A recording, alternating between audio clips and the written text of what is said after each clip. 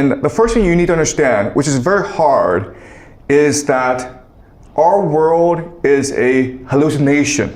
It's a collective fantasy, all right? So to understand this idea, let's look at Plato's Allegory of the cave, okay? Sorry. Plato's Allegory of the cave. And so in this cave, we're deep inside the earth and it's dark. There's some light coming in, but not much. And we're all chained in a line together, and there's about 1 million of us. We're on the floor and we're chained to the ground. And we can't really move. We can't get up, we can't move around. Even our necks are shackled, so we can't turn around and see the world around us. So there's about 1 million of us all sitting down and staring at a wall together, okay? And this wall is blank. Behind us is great fire. And there are people around this fire, okay? We don't know who they are, but they are free to move around. And what they do is this: they take puppets and then they reflect the puppets onto the wall, creating shadows. And we're mesmerized by these shadows because before we're staring at a blank wall, and now there are these moving shadows. And we think these shadows are real because we don't know any better. So, okay, we give them names and we create a language in order to tell stories about these shadows. And this becomes really our collective reality. So another way of saying this is that reality is a collective conscious, which is really a hallucination. Okay, our imagination, our perception, not anyone else, us, okay? So in other words, the wealth in the society is our consciousness. The amount of thought we put into something. And so let me give you an example. Let's just say that I were to ask you to make a vase to sell on the marketplace, okay? While you're making this vase, if you are listening to music, if you are chatting with a friend, if you're not fully conscious and focused and attentive about making this vase, it won't be very good. But if you are completely focused on creating the most beautiful vase you can, and you're not distracted by anything, then this vase will be beautiful and therefore more valuable in the marketplace. So in other words, it is our conscious attention that creates wealth in this world. And it is really money or capital that extracts and stores our consciousness and turns it into wealth. All right? So that's a really important concept that most people don't understand, but you need to understand this if we are to understand the nature of reality itself. So that's the first thing you need to understand. This reality is structured to extract our consciousness in order to create wealth for the elite. You need a force in order to create this reality, to chain us together, okay? And this force, of course, is called the American Empire, or the Empire. Basically, just the military.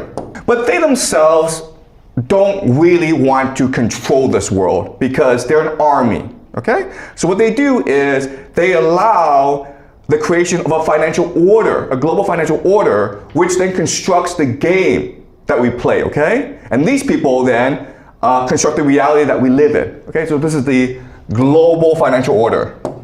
And what is this global financial order? Well, at the very top is something called the Bank of International Settlements in Basel, Switzerland, okay? The central bank of central banks. Below them is the World Bank, the IMF, International Monetary Fund, which controls the rules of the global financial order. And then below them are something called the central banks. So the Federal Reserve in the United States, the the People's Bank of China in China, okay? The Bank of England, okay? Together, they create the global financial order. And what is the global financial order? It's just to use the US dollar as a main mechanism of wealth extraction and wealth storage, okay? Really simple, the US dollar. Another way of understanding these people is to think of them as the game masters, okay? The ones above us who's constructed the game and controlling the rules of the game as we play it.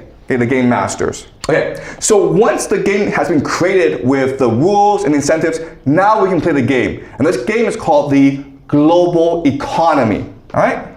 So when China trades with the United States, when you go off to Europe on vacation, you're all participating in a game created by the financial order, okay? And the purpose of this this global economy is to have everyone play as much as possible so that wealth can be transferred from the world to the United States, the powers that be, okay?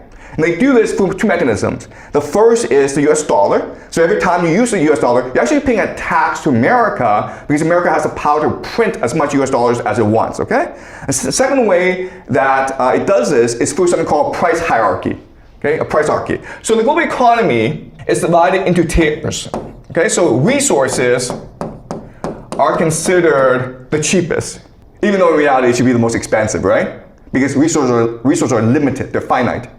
Above resources, of course, is manufacturing. And above manufacturing is knowledge economy. And then the highest is finance, okay? Basically the game masters.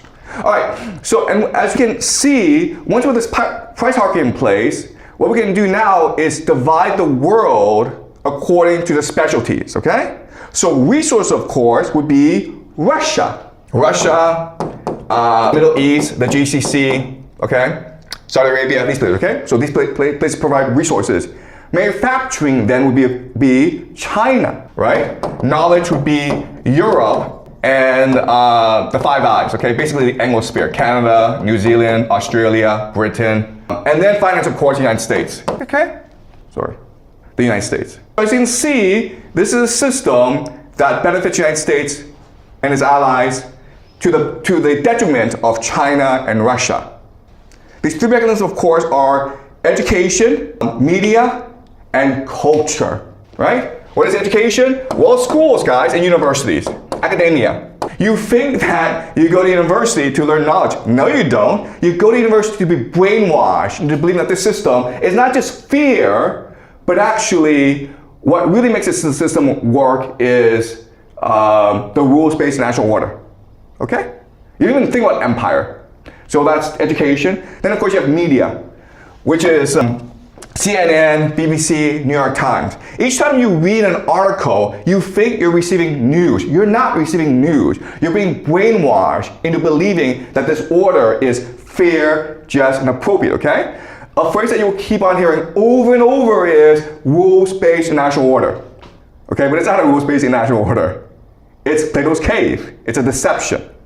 And the last, of course, is culture, which is Hollywood and, you know, television shows, sitcoms, okay, things that you absorb every day. There's high culture and there's low culture. All right, so these are three mechanisms in which this order is basically indoctrinated into everyone, so that you don't even know this is a deception. Okay, you believe that this is reality itself, and this is all to create values and norms. Okay, just the way you see the world, which allows for the creation of a legal structure, so that if you break the rules, it's not that the elite will come after you. They don't have to come after you because everyone else will come after you. Okay? If you're that guy who discovers that this is all deception, they'll kill you. Okay? Not the elite, but the people around you will kill you because you're breaking their fantasy. Okay? You're destroying their fantasy. All right? So this is a very effective system.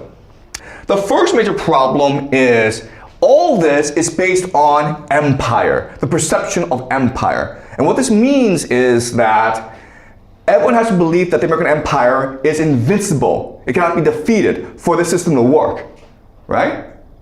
Once people start to believe that there are alternatives, that the empire is weak, then the system cannot work. And so therefore, the only solution to this problem is America has to go fight wars for no reason. You understand? It's like being the school bully, right? People pay you money because they think that you're a bully and you are not reasonable. And so to prove that, every now and then you have to go beat up another kid for no reason, okay? You like just smack the kid and everyone's afraid of you. That's America. And this helps us explain all these wars in the Middle East these past 20 years, right? Why did America invade Afghanistan? Why did America invade Iraq? Why did they blow up Syria? Why did they blow up Libya? Why are they attacking Iran? To prove to the world that I'm still the biggest, baddest bully on the block, so you better obey me or I'll come beat you up, okay? All right, so that's the first problem. Second problem is that this system, as you can see, is really unfair to a lot of countries. Iran, North Korea, Russia specifically, okay? So this helps us to understand why Russia invaded Ukraine in 2022. Because they're trying to renegotiate this system, right? Because right now, the system is discriminating against them. It's extracting their resources for very little money. So they want to renegotiate this system. And the way you renegotiate this system is by showing the empire is not so tough, right? And this also shows us why America refuses to surrender Ukraine. This war was lost about 2 years ago, okay? Ukraine has absolutely no chance. Why is this war continuing? Because if the perception that empire is weak, that empire can be defeated, if that perception, if people are aware of this entire edifice collapses, okay? I want to go more into the structure of this world, okay? What I want to show you is that Jeffrey Epstein is one of the operators of the system. He works for the Rothschilds, as well as secret societies, as well as transnational capital, and he is embedded in science, crime, and intelligence, okay? And again, the evidence is something called the Epstein files. All right, so let's look at the Epstein files. So this is Jeffrey Epstein, and this is Donald Trump. All right, Jeffrey Epstein died in 2019 in a federal prison, and he was being charged with